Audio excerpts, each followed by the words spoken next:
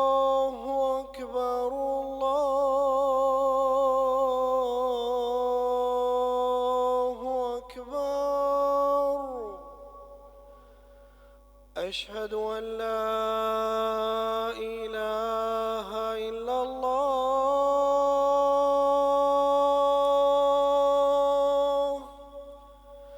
أشهد أن لا إله إلا الله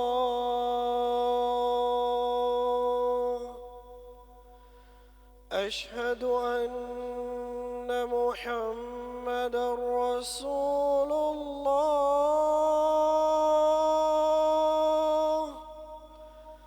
أشهد أن محمدا رسول الله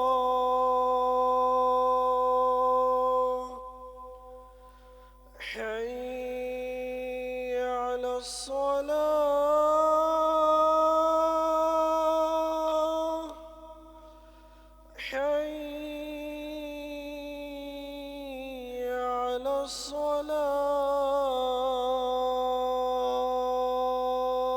الصلاة حي على الفلاح حي على الفلاح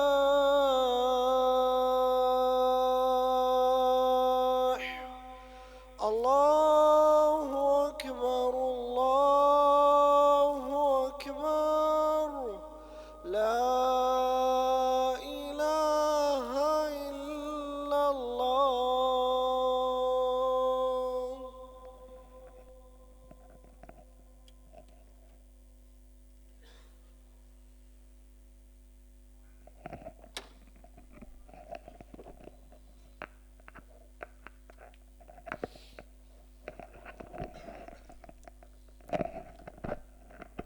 الحمد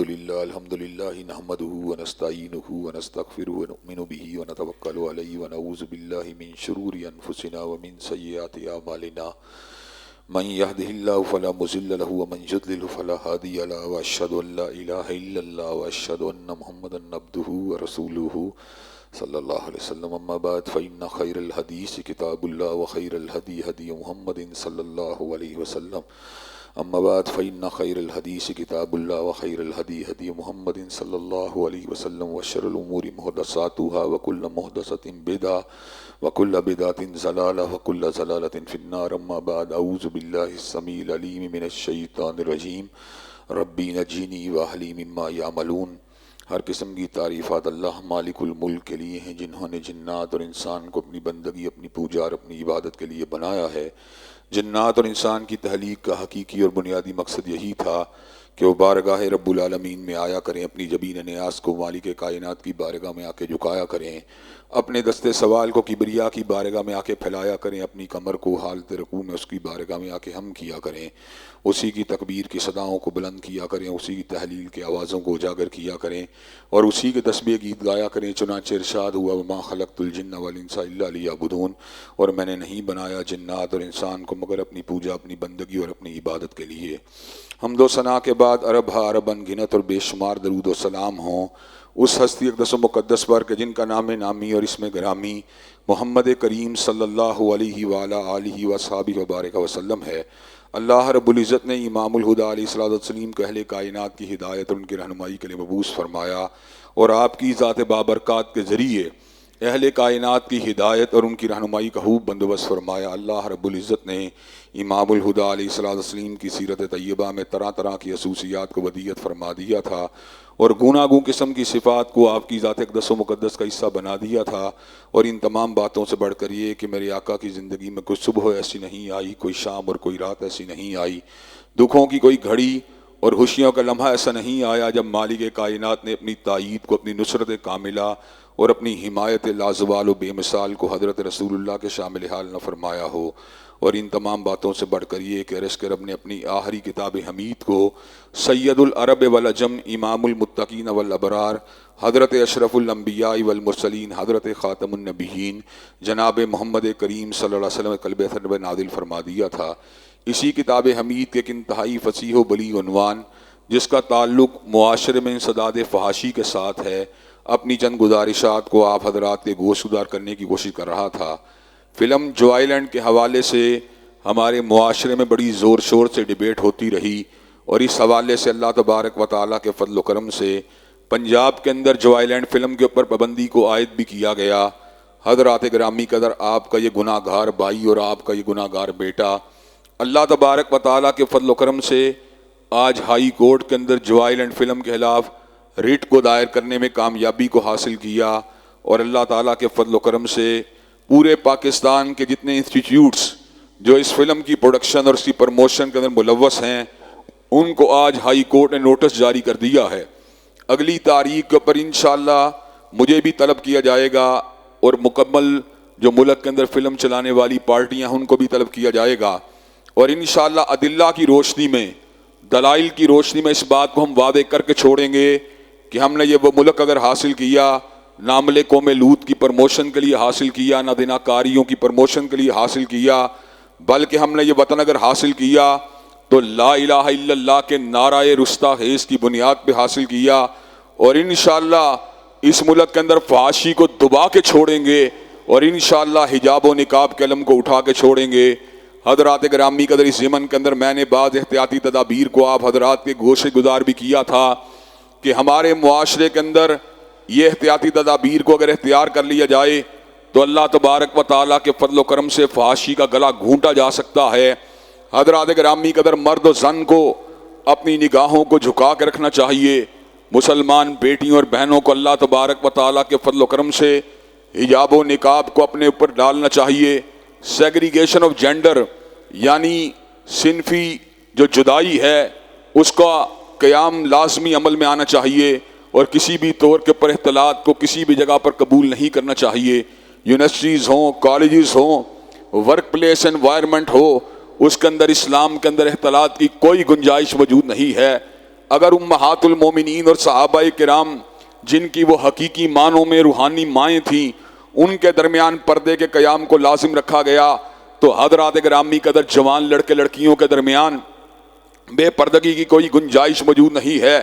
حضرات گرامی قدر، اس کے ساتھ ساتھ نکاح کے ادارے کو مضبوط کرنا انتہائی ضروری ہے۔ چھوٹی عمروں کے اندر اگر نکاح کر دیا جائے تو اللہ تبارک و تعالیٰ کے فضل و کرم سے معاشرے کے اندر سے خود بہت فحاشی کا انسداد ہو سکتا ہے۔ اللہ تبارک و تعالیٰ نے ثمر کا اعلان فرما دیا، وَانكِحُوا الْأَيَامَ مِنكُمْ وَالصَّالِحِينَ مِنْ عِبَادِكُمْ وَإِمَائِكُمْ إِنْ يَكُونُوا فُقَرَاءَ يُغْنِهِمُ اللَّهُ مِنْ فَضْلِهِ۔ شادیاں کرو بے نکاح لڑکے اور لڑکیوں کی، چاہے وہ فقیر بھی کیوں نہ ہوں۔ إِنْ يَكُونُوا فُقَرَاءَ يُغْنِهِمُ اللَّهُ مِنْ فَضْلِهِ، اللہ تبارک و تعالیٰ ان کو اپنے فضل و کرم سے غنی کر دے گا۔ آج کیریئر کو زیادہ اہمیت دی جاتی ہے، کریکٹر کو کم اہمیت دی جاتی ہے۔ نتیجہ واضح ہے، معاشرے کے اندر بے حیائی ہے، معاشرے کے اندر فحاشی و ریانی ہے۔ حضرات گرامی قدر، ان تمام کے تمام لوازمات کا اہتمام کرنے کے بعد، پردے داری کا اہتمام کرنے کے بعد، اور نکاح کے ادارے کو مضبوط کرنے کے بعد بھی کوئی بدتینت آدمی اپنی ہوائے نفس کو پورا کرنے کے لیے کسی بیٹی کی عصمت پہ حملہ کرے، کسی بہن کی عصمت پہ حملہ کرے، کسی بچے کی آبرو کے اوپر حملہ کرے، تو حضرات گرامی قدر غیر شادی شدہ ہو تو اس کو 100 کوڑے مارے جائیں گے، اور اگر شادی شدہ ہو اس کو رجم کر دیا جائے گا۔ حضرات گرامی قدر، یہ وہ صدائیں ہیں جن کا قیام از حد ملک کے اندر ضروری ہے۔ میرے پاس ایک مرتبہ پاکستان کے ایک حساس ادارے کے نمائندگان آئے تھے اور انہوں نے مجھے یہ بات کہی تھی، نفاذ اسلام کا مطلب کیا ہے؟ تو میں نے کہا زنا کو آپ بھی برا جانتے ہیں؟ انہوں نے کہا ہم بھی برا جانتے ہیں۔ میں نے کہا قتل کو آپ بھی برا جانتے ہیں؟ انہوں نے کہا ہم بھی برا جانتے ہیں۔ میں نے کہا چوری ڈکیتی کو آپ بھی برا جانتے ہیں؟ انہوں نے کہا ہم بھی برا جانتے ہیں۔ میں نے کہا لیکن آپ نے ان کے انسداد کے لیے سزاؤں کو حاصل کیا، برطانیہ سے حاصل کیا، انگلستان سے حاصل کیا، برطانوی لا سے حاصل کیا، 1935 کے ایکٹ سے حاصل کیا۔ حضرات گرامی قدر، ہم یہ بات چاہتے ہیں کہ یہ ملک چونکہ حاصل کیا گیا کلمہ طیبہ کی بنیاد پہ حاصل کیا گیا، اس لیے قرآن مجید کی وہ آیات جو معطل ہیں، پریکٹیکلی جو معطل ہیں، ان آیات کے پر عمل پیرائی کے لیے اللہ تبارک و تعالیٰ کے فضل و کرم سے نفاذ اسلام کو اس ملک کا مقدر بننا چاہیے۔ حضرات گرامی قدر، وہ صدائیں تب تک معطل رہیں گی جب تک اسلام یہاں پہ نافذ نہیں ہو جاتا۔ چور و چورنی کی سزا ہاتھ کاٹنا ہے، لیکن میں اپنی حیثیت میں یہ کام نہیں کر سکتا۔ حضرات گرامی قدر، زانی کو سنسار کرنا اور اس کو 100 کوڑے مارنا یہ شریعت کا تقاضا ہے، لیکن میں یہ کام اپنی حیثیت میں نہیں کر سکتا۔ یہ کام تب ہوگا جب ملک کے اندر اللہ تبارک و تعالیٰ کے فضل و کرم سے عرش کے رب کی حاکمیت ہوگی، اس کے قوانین کا نفاذ ہوگا۔ حضرات گرامی قدر، جنرل عاصم منیر کا اس اعتبار سے ملک کا فوج کا سربراہ بن جانا خوش آئند ہے کہ وہ حافظ قرآن ہیں اور قرآن مجید کے حافظ کو پتہ ہوتا ہے قرآن مجید کے پیغامات کیا ہیں۔ حضرات گرامی قدر، جنرل عاصم منیر صاحب، ہم ان کے سامنے اس بات کو رکھنا چاہتے ہیں کہ آپ کو اللہ تبارک و تعالیٰ نے حفظ قرآن کی سعادت سے بہرور کیا۔ اب آپ پاکستان کے سپاہ سالار بن چکے ہیں، آپ کو چاہیے جو قرآن مجید کے تقاضے ہیں ان کو پورا کرنے کی کوشش کریں۔ حضرات گرامی قدر، اس ملک کے حکمرانوں نے ان صداؤں کو نافذ کرنے کی بجائے ماضی کے اندر ان صداؤں کا مذاق اڑایا۔ بے نظیر بھٹو مرحومہ یہ بات کہتی رہیں، قرون وسطیٰ کی وحشیانہ صداؤں کو ہم قبول نہیں کر سکتے۔ حضرات گرامی قدر، قرون وسطیٰ کی صدایں وحشیانہ نہیں تھیں بلکہ زمین کے اوپر سے جرائم کو پاک کرنے کا سبب تھی۔ حضرات گرامی قدر، یہی وجہ ہے کہ ڈاکٹر ولیم روونز کو، جو آج بشپ آف کینٹربری ہے، جس کا پروٹسٹنٹ چرچ کے اندر وہی مقام ہے جو کیتھولک چرچ کے اندر پوپ پال کا مقام تھا، پوپ بینیڈکٹ کا مقام تھا، پوپ فرانسس کا مقام تھا۔ حضرات گرامی قدر، ڈاکٹر ولیم روونز نے سر عام یہ بات کہی تھی، اس نے کہا پوری دنیا کی بات تو ایک طرف ہے، انگلستان کے مسائل تب تک نہیں حل ہو سکتے جب تک رسول اللہ کی شریعت کو انگلستان میں نافذ نہیں کر دیا جاتا۔ حضرات گرامی قدر، اس بات نے انگلستان کے اندر ایک کوہرام مچا کے رکھ دیا۔ ڈاکٹر ولیم روونز کو بلایا گیا اور اس کو ہاؤس آف لارڈ اور ہاؤس آف کامن کے اندر طلب کیا گیا۔ ڈاکٹر ولیم روونز نے وہاں پہ الفاظ کہے تو کیا کہے۔ ڈاکٹر ولیم روونز نے کہا، اگرچہ میں حضرت رسول اللہ کی رسالت کو نہیں مانتا، اگرچہ میں دین اسلام کو دین قیم نہیں مانتا، اگرچہ میں دین اسلام کو فلاح و بہبود کا واحد راستہ نہیں مانتا، لیکن تاریخ اس بات پہ شاہد ہے اور ہیومن سائیکالوجی اس بات کے اوپر دلالت کرتی ہے، جب تک شریعت اسلامیہ کی سزاؤں کو نافذ نہیں کیا جائے گا انگلستان کے مسائل حل نہیں ہو سکتے۔ الفضل بما شاہدت بہ الاداء، فضل وہ ہے جس کی گواہی دشمن بھی دے، اور جادو وہ ہے جو سر چڑھ کے بولے۔ اللہ تبارک و تعالیٰ کے فضل و کرم سے ہماری جدوجہد اس ملک میں نفاذ شریعت کے لیے ہے، ہماری جدوجہد اس ملک کے اندر کتاب و سنت کی عمل داری کے لیے ہے، ہماری جدوجہد اس ملک کے اندر عرش کے رب کی حاکمیت کے لیے ہے، ہماری جدوجہد اس ملک کے اندر حضرت رسول اللہ کی نظام عطا کردہ نظام کی عمل داری کے لیے ہے، اور انشاءاللہ دلیل کی طاقت کے ساتھ، براہین کی طاقت کے ساتھ، اور اللہ تبارک و تعالیٰ کے فضل و کرم سے رائے عامہ کو ہموار کر کے انشاءاللہ ایک وقت آئے گا جب ووٹ کی طاقت کے ساتھ سیکولر جماعتوں کا بستر گول کر دیا جائے گا اور انشاءاللہ اس ملک کے اندر پرچم اسلام کو بلند کر دیا جائے گا۔ حضرات گرامی قدر، اللہ تبارک و تعالیٰ کے فضل و کرم سے گلیوں کے اندر، کوچوں کے اندر، چرستوں اور چراہوں کے اندر ہم یہ بات کر رہے ہیں، اور حضرات گرامی قدر یہ بات کرتے رہیں گے۔ جو آئلینڈ جیسی فلموں کو اس تہذیب کے اندر قبول نہیں کیا جا سکتا، ہم اپنی ماؤں بہنوں بیٹیوں کے ذہنوں کو پراگندہ نہیں کر سکتے، ہم اپنی اولادوں کے ذہن کو فحاشی کے ساتھ نہیں بھر سکتے، ہم آنے والی نسلوں کو گندی دلدل کے اندر اتار نہیں سکتے۔ اگر یہی کام کرنا تھا تو ہم ہندوستان سے علیحدہ کیوں ہوئے؟ اگر یہی کام کرنا تھا ہم نے لا الہ الا اللہ کا نعرہ کیوں لگایا؟ اگر یہی کام کرنا تھا ہم نے حضرت قائد اور حضرت علامہ اقبال کے زیر قیادت اس ملک کے حصول کے لیے جنگ کیوں لڑی؟ حضرات گرامی قدر، انشاءاللہ جس مقصد کے لیے قیام پاکستان ہوا تھا اس مقصد کو انشاءاللہ ریوائیو کر کے چھوڑیں گے، اور اس ملک کے اندر انسداد فحاشی کے تمام معاملات کو انشاءاللہ مکمل کر کے چھوڑیں گے۔ حضرات گرامی قدر جو سورہ نور اور سورہ احزاب کے اندر اللہ تبارک و تعالیٰ نے تدابیر کو بیان کر دیا ہے، حضرات گرامی قدر تدابیر کو امپلیمنٹ کرنے کے لیے 30 چیز کے اوپر کام کرنے کی ضرورت ہے۔ گھر کے اندر والدین کو اس کو امپلیمنٹ کرنے کی ضرورت ہے، مدارس اور تعلیمی اداروں کے اندر اساتذہ اور مدارس کے معلمین کو اس کو امپلیمنٹ کرنے کی ضرورت ہے۔ اور تیسری اور آخری سٹیج جو حکمرانان وقت کی سٹیج ہے، اس سٹیج کے اوپر ڈیوائن لاز کو امپلیمنٹ کرنے کی ضرورت ہے۔ انشاءاللہ وقت آئے گا جب حقیقی معنوں میں پاکستان اسلامی جمہوریہ پاکستان بن جائے گا، یہاں پر فحاشی اور یعنی کے اڈے ختم ہو جائیں گے، یہاں پر نائٹ کلب اور اس قسم کی باتیں اور بکواس کرنے والے انشاءاللہ اس ملک سے دفع ہو جائیں گے، اور انشاءاللہ قد افلح من تزکا وذکر اسم ربہ فصلی بل تؤثرون الحیاۃ الدنیا والآخرۃ خیر وابقی، اس کی عملی تفسیر کو انشاءاللہ لوگوں کے سامنے پیش کر دیا جائے گا۔ اللہ تبارک و تعالی ہم سب کو صحیح معنوں میں پرچم اسلام کو اٹھانے اور اللہ تبارک و تعالی کی شریعت کی عملداری کے لیے کوشاں رہنے کی توفیق عطا فرمائے۔ وآخر دعوانا ان الحمدللہ رب العالمین۔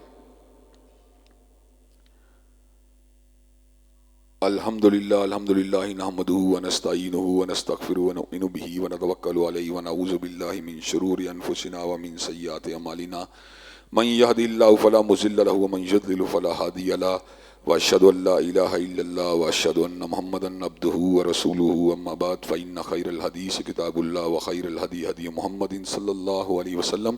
وشر الامور محدثاتها وکل محدثۃ بدعہ وکل بدعۃ ضلالہ وکل ضلالۃ فی النار۔ حضرات گرامی قدر، اللہ تبارک و تعالیٰ کا دین قیم ہے جو زندگی گزارنے کے جملہ جو طریقہ کار ہیں ان کے بارے میں بہترین انداز میں رہنمائی کرتا ہے۔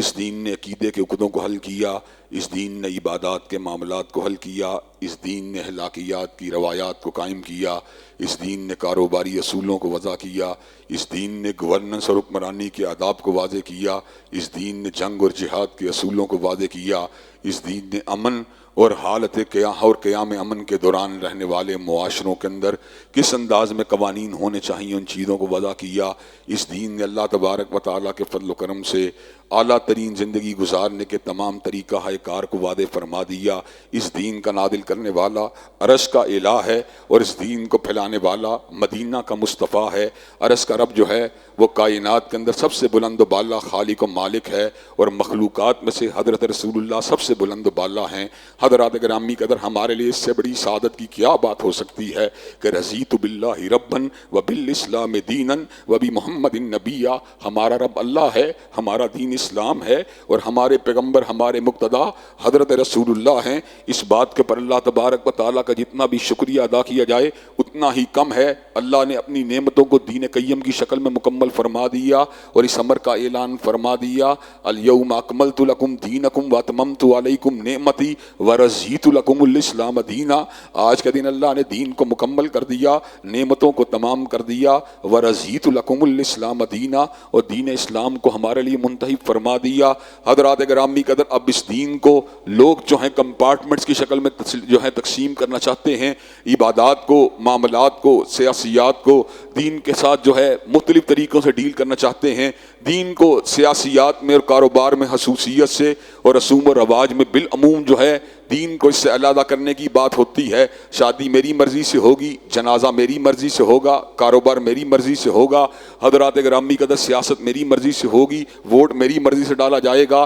لیکن میں پھر بھی محمد مصطفیٰ صلی اللہ علیہ وسلم کا محب ہوں، میں پھر بھی عاشق رسول ہوں۔ اور تو کس طرح کا عاشق ہے، تو کس طرح کا محب ہے، اپنے رسول کی ہر بات کو کاٹتا ہے، اپنے رسول کی ہر بات سے انحراف کرتا ہے، اپنے رسول کی ہر موقع پہ نافرمانی کرتا ہے، اور پھر بھی اپنے آپ کو یہ بات سمجھتا ہے کہ میں مسلمان ہوں، میں مسلمان ہوں۔ اور تو اللہ کرے مسلمان بن جائے۔ مسلمان تو وہ ہوتا ہے جس نے حضرت رسول اللہ کے فرمان مبارک کے سامنے گردن کو جھکایا ہوتا ہے، جس نے عرش کے الہ کے سامنے اپنی پلکوں کو بچھایا ہوتا ہے۔ جو مسلمان ہوتا ہے وہ گردن کو کڑانا نہیں جانتا، وہ سینے کو پھیلانا نہیں جانتا، وہ سرکشی کو کرنا نہیں جانتا، وہ بغاوت کے راستے پہ چلنا نہیں جانتا۔ جو سر تسلیم کو ہم نہ کرے اس کے دعویٰ اسلام کے اندر شک ہے، اور جو سر سر تسلیم کو ہم کر دے۔ اللہ تبارک و تعالیٰ کے فضل و کرم سے وہ کامل مسلمان ہے۔ حضرات گرامی قدر، چنانچہ ہمیں انسداد فحاشی کے لیے والدین ہونے کی حیثیت سے، مدرس ہونے کی حیثیت سے اور حاکم وقت ہونے کی حیثیت سے اپنی ذمہ داریوں کو ادا کرنا چاہیے۔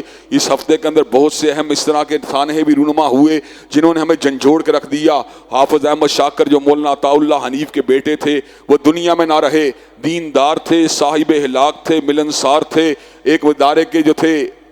مسئول تھے اور ایک پرچے کا جو تھے مدیر مسئول تھے، اپنی ذمہ داریوں کو حسن طریقے سے نبھاتے رہے۔ بھائی عبد الرحمن مغل جو تھے ایک عظیم خاندان کے سربراہ تھے، وکلاء کے خاندان کے اندر سے انتہائی متشرع خاندان کے جو تھے وہ رہنما تھے، لوگوں کے کام آنے والے تھے، ان کی خدمت کو کرنے والے تھے، لیکن عرش والے نے فقط 42 سال کی عمر کے اندر اپنے پاس بلا لیا۔ اور حضرات گرامی قدر، اسی طرح اتحاد امت کے نقیب اور اس ملک کے اندر بہت بڑے عالم دین مسلک دیوبند کے ترجمان جناب مولانا رفیع عثمانی بھی اس دنیا سے کوچ کر گئے۔ حضرات گرامی قدر، مفتی تقی عثمانی صاحب جو انتہائی جید عالم دین ہیں اور کئی مرتبہ ٹیلی فون کے اوپر اور دیگر ذرائع کے ذریعے میرا ان سے رابطہ بھی رہتا ہے، مجھ سے بڑی ہی محبت کرتے ہیں، مجھ سے بڑا ہی پیار فرماتے ہیں۔ حضرات گرامی قدر، مفتی تقی عثمانی حفیظہ اللہ نے جس وقت اپنے بھائی مولانا رفیع عثمانی کے جنازے کو پڑھایا تو احناف کے طریقہ کار کے مطابق نہیں پڑھایا کہ احناف تو اپنی نماز جنازہ کے اندر سورہ فاتحہ کو نہیں پڑھتے،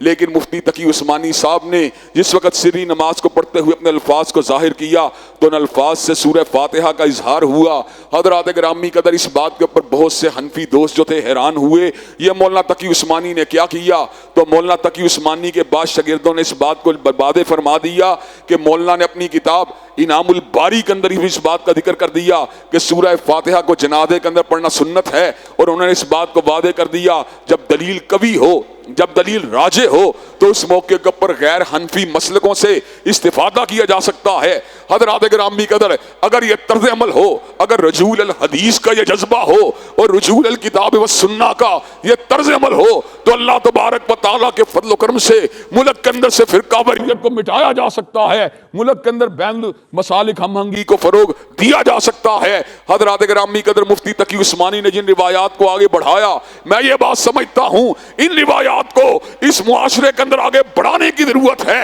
اور ائمہ سے پیار کرنے کے باوجود، ان سے محبت رکھنے کے باوجود اور ان سے نسبت رکھنے کے باوجود اصل بات کیا ہے؟ اصل بات رجوع الکتاب و سنہ ہے، اصل بات اللہ تبارک و تعالیٰ کا قرآن ہے اور کملی والے کا فرمان ہے۔ حضرات گرامی قدر، میں اس موقع کے اوپر ان کے ساتھ، ان کے خاندان کے ساتھ اور ان کے تلامذہ کے ساتھ اظہار تعزیت بھی کرتا ہوں، اور مفتی صاحب کے انداز کا اور ان کے جنازے پڑھانے کے انداز کا خیر مقدم بھی کرتا ہوں، اور اس بات کے لیے دعا گو ہوں کہ اللہ تبارک و تعالی ہمیں اتحاد امت یعنی کتاب و سنت پہ جمع ہونے کی توفیق دے۔ ان اللہ یامر بالعدل والاحسان وایتاء ذی القربی وینہی عن الفحشاء والمنکر والبغی۔ سبحان ربک رب العزۃ عما یصفون وسلام علی المرسلین والحمد للہ رب العالمین۔